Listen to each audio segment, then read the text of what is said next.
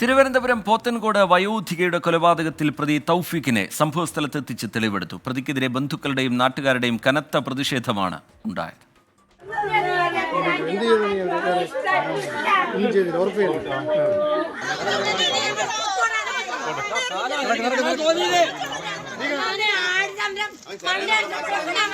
ചൊവ്വാഴ്ച രാവിലെയാണ് ഭിന്നശേഷിക്കാരിയായ വയോധികയെ പ്രതി തൗഫീഖ് ബലാത്സംഗം ചെയ്ത് കൊലപ്പെടുത്തിയത്.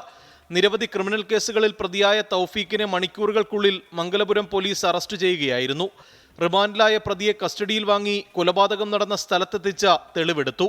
പ്രതിക്കെതിരെ വലിയ പ്രതിഷേധമാണ് നാട്ടുകാരുടെയും ബന്ധുക്കളുടെയും ഭാഗത്തു നിന്നുണ്ടായത്.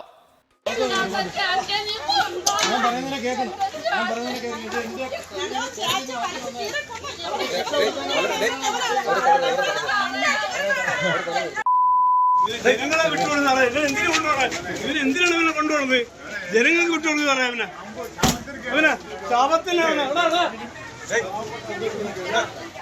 കവർച്ചാശ്രമത്തിനിടെ നടന്ന കൊലപാതകമാണെന്ന് ആദ്യം കരുതിയെങ്കിലും പോസ്റ്റ്മോർട്ടം റിപ്പോർട്ടിലാണ് പീഡന വിവരം പുറത്തായത്. 24 തിരുവനന്തപുരം.